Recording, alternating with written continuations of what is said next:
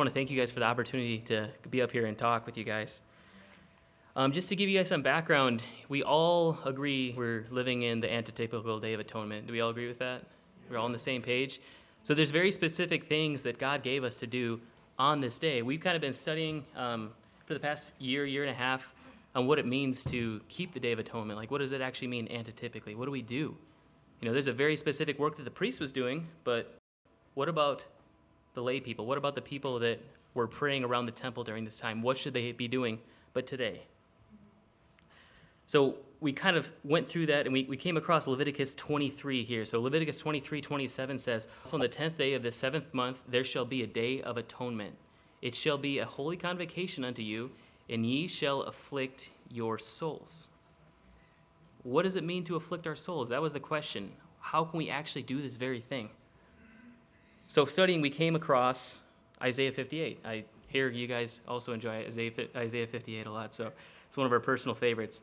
So what this led us to is kind of, what do these verses in Isaiah 58 mean? So in Isaiah 58, verse 5, "Is it such a fast that I have chosen, a day for a man to afflict his soul? Is not this day the fast that I have chosen, to loose the bands of wickedness, to undo the heavy burdens, to let the oppressed go free, and to break every yoke?" Thinking about this, we were thinking, like, this has got to be something about maybe addiction. Maybe it's people that are in poor relationships. Maybe it's people with more burdens than they can even handle. You know, maybe it's people that are slaves to sin. You know, maybe our job right now is to be breaking those bands somehow. You know, through Christ, obviously. It's Christ that gives us the strength. It's Christ that can do this. He's a chain breaker. Amen. And it also says, "Is it not to deal thy bread to the hungry, and that thou bring the poor that are cast out of thy house? When thou seest the naked, that thou cover him, and that thou hide not thyself from thine own flesh?" We thought there's a physical component of this, right? Like, we could go out and, you know, we could do homeless ministry. Here's a bunch of stuff, but there's a spiritual aspect of it as well. You know, we're not the Salvation Army. That's not our job. But our job is to reach people's hearts, to reach the soul, to share the bread of life, to share God with other people. And that's what we're realizing. Like, there's a lot we could be doing. This is what it means to afflict our soul. So let's reach out to the community. We were thinking, how can we physically do this, or how can we do it, and especially in a way that would impact our children? Because I want my children to be in the kingdom. I want them to have an experience with Jesus, and we all do. So this was kind of an opportunity that we thought, maybe we should try something with the homeless. So what is the ministry that God has led us to? We're using food, we're using water, and as the Lord provides different things, socks, hygiene products, as a wedge. So yeah, we do give these things, but we're using it as a wedge to the heart. A lot of times people need to see that you actually care about them. So we use these physical things. But with these physical things that we give them, we start to build relationships with them. We start to reach their heart. We start to be able to encourage them with the things they're going through. A lot of them are going through different addictions. They've had harder lives than we can even understand. A lot of these people, and, you know, in a lot of cases, it's mental illness. There's a lot of schizophrenia out there, and there's not family members to take care of them. There's a lack of medication, or they don't want to take their medications, and they end up on the streets. But through this and through being able to encourage them, to try to be a guide to some of the people, we've been able to share the Advent message with them. We've been able to share literature, Ellen White, Trouble in the Time of Storm, or, Great Controversy, different things as they're able, as well as Bibles. So it's been really cool because it's been the physical leading to the spiritual, which was Jesus' method. It says in Ministry of Healing, page 73.4, "Christ's method alone will give true success in reaching the people. The Savior mingled with people as one who desired their good. He showed sympathy for them. He ministered to their needs." So we could kind of see that's the physical part of it. "And he won their confidence, and then, and only then, did he invite them to come and follow me." So this is kind of what we've been trying to do. We've had amazing testimonies. I cannot believe how much God has blessed in the past 6 months of doing this. And that's what we'd like to share with you today, just how God is blessed and how people have been touched through Jesus. Praise the Lord. Yeah. Abby, would you come up and share? So one of my favorite experiences in doing homeless ministry was when we first met our friend Robert. I think it was the first time I had gone out to do homeless ministry, and we came to this building that Robert was standing outside of. It was actually a building that houses veterans, and I think actually if it wasn't for this building housing these veterans, they would probably be homeless because their income is so little. But anyway, so we started talking with Robert, and he just seemed really closed off. Like his arms were crossed.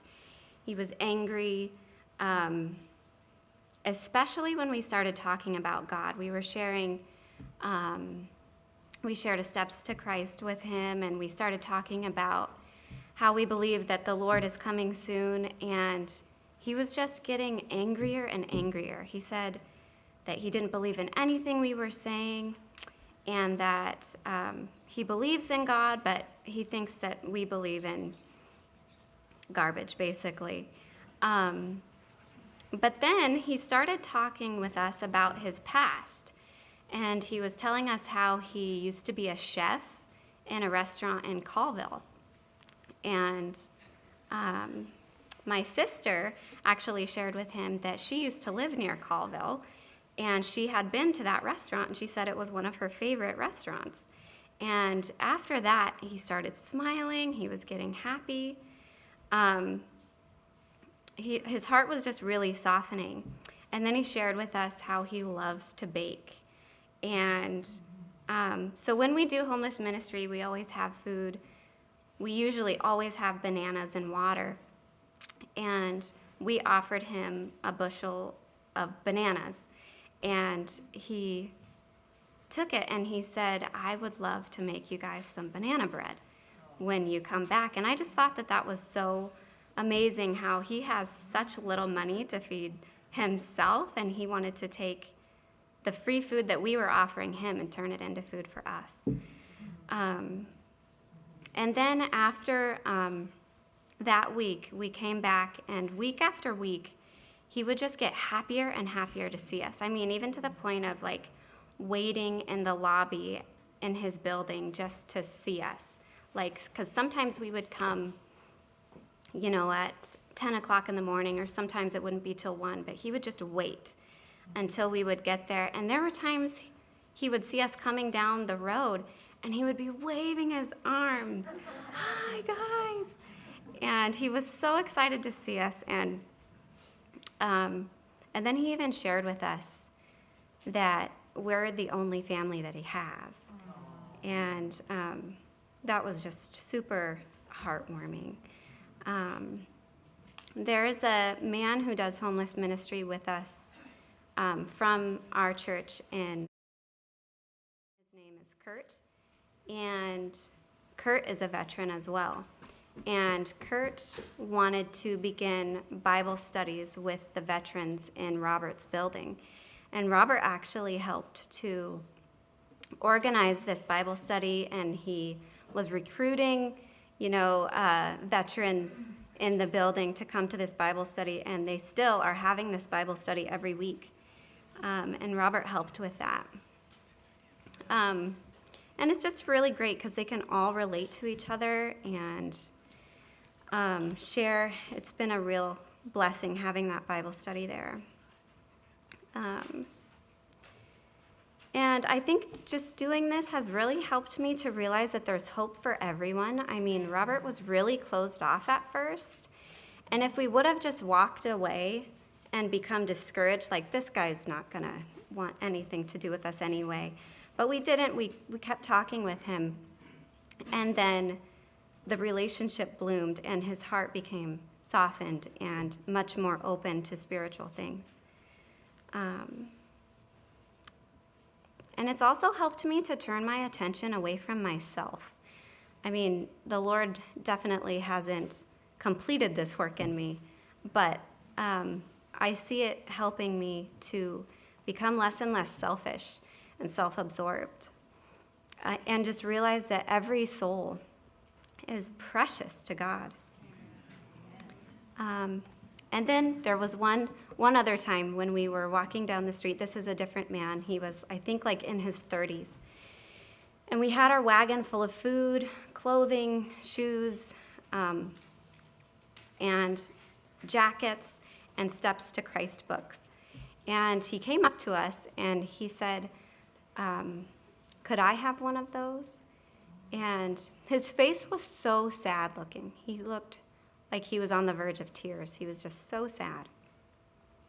And thinking that he was talking about the food, I grabbed a bag of food and I offered it to him. He said, "No, I don't want that. I want the book."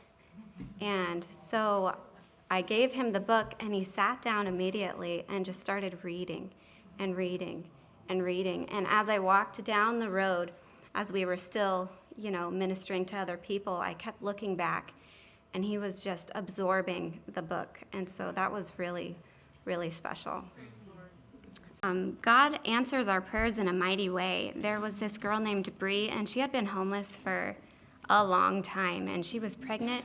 She was getting ready to have her baby soon, and she was living on the streets, and when you're on the streets, your baby gets taken away immediately. They're not going to let you have a baby on the streets. So we had been praying that God would help her to get into a house, and he did. And it was like within a few weeks before she gave birth, we had seen her, and she shared with us that she had gotten put into an apartment. And she has a job now. And she has a job, so. Yeah. You share. Hello, I am Jackie. I'm going to share some experiences that we've had as well about a man named Tim that we met. So one morning we were on our way to homeless ministry, and she decided that she wanted to use that money to purchase things for the homeless that we were going to that day. And so her and her dad went into Walmart that morning, and she wanted to buy shoes. Do you remember that? Yeah? Okay, so they got into the shoe section, and what did you do in the shoe section? Bought shoes. That's right. What did you do before you picked out the shoes? Pray You prayed. What did you pray about? to get the right size. To get the right size shoes. Do you remember what size the Lord directed you to get? 10. 10, a size 10 pair of men's shoes. So we had those when we went out that day. And that day we went and we walked and we walked, and we were asking the Lord to help us to find this person who belongs to these shoes. And we went and we saw several men, and it wasn't the right shoe size, or they didn't need shoes. So at the end of the day, we still hadn't met anybody, and we thought, well, maybe it's for another day. And we were headed back to the car, and we saw a man walking towards us. And I looked at his shoes, and I said, and his shoes looked fine, but I said, "Sir, could you use a new pair of shoes at all?" And he looked up at me with big eyes, and he turned his foot over like that, and the bottoms of his shoes were just tattered and full of holes. And I said, "Well, we have a size 10. What size do you wear?" And he said, "I wear a size 10. And tears started running down his face, and he plopped down right where he was. Do you remember when he sat down? What did we have to tell him? Get out of the road. Get out of the road. He sat right down in the middle of the street and was going to put on his shoes. So we had to pick him up and move to the side of the road and put his shoes on. But we had told him the story about how God wanted him to have those shoes. And God directed us that morning to get those shoes. And he grabbed hands and he said, "Thank you for my shoes." And so that was a really good experience for us. Quickly then, I guess Chris and Kate, they're a couple that actually used to come here for your guys' free meal. And we met them about a year ago. They were a young homeless couple. They had a small daughter, and Kate was pregnant. We were contacted, my husband and I, because they moved into this.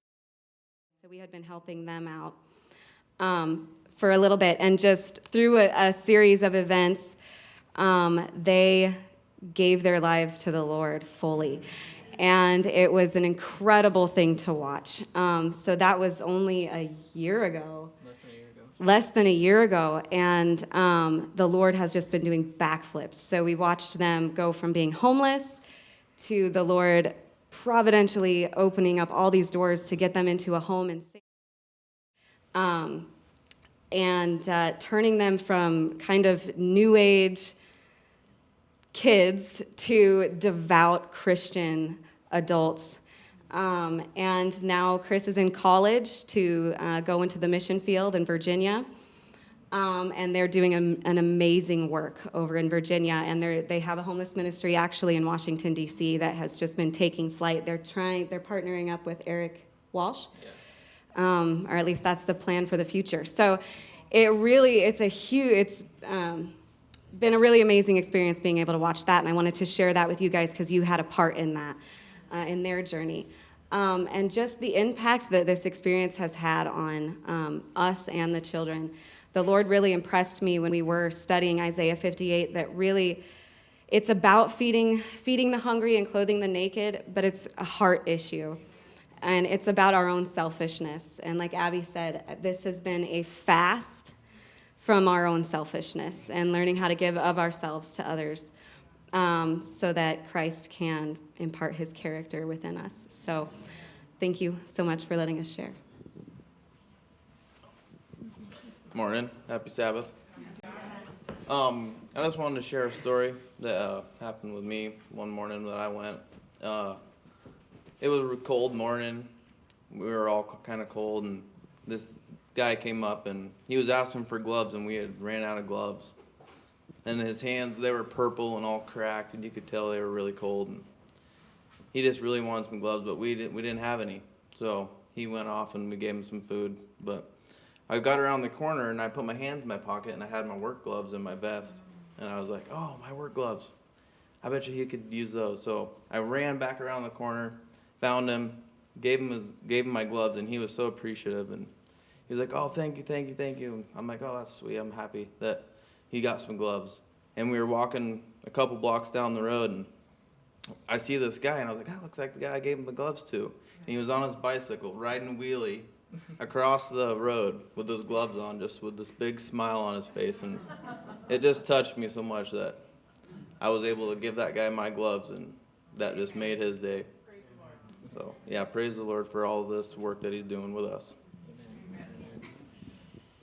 All right, we'll wrap up here. A lot of other stories to share. I mean, just divine appointment after divine appointment, and it's just been a big blessing. We've been able to actually partner with other people of other denominations and share them through this too, kind of draw closer and start trying to people. So they're hearing the Advent message as well. So it's just been cool how God's used it in a bunch of different facets I would have never have imagined. So now, just to finish, how can you help? How can you help? I think the biggest thing that you can do to help right now is help us finish the work. Like, let's ask God individually, what does it mean to afflict my soul today? What does it mean to give of myself? What are the things I could do for those around us? I don't think everybody's called to a homeless ministry. I don't think everybody's called to, to preach even. I think everybody has different talents that God will use. Ask him what it means. It could be giving of your means and your possessions, helping somebody with addiction around you, helping maybe a senior citizen who doesn't have somebody to visit them. This is how we keep the antitypical Day of Atonement. The Lord promises us when we do these things that our light will shine forth and break forth like the morning. This means that we'll finally actually find the joy of the Lord. We'll finally actually be happy because we stop focusing on ourselves and focusing on others. And this is what prepares us for the kingdom, because there is no selfishness in heaven. Let's get ready right now.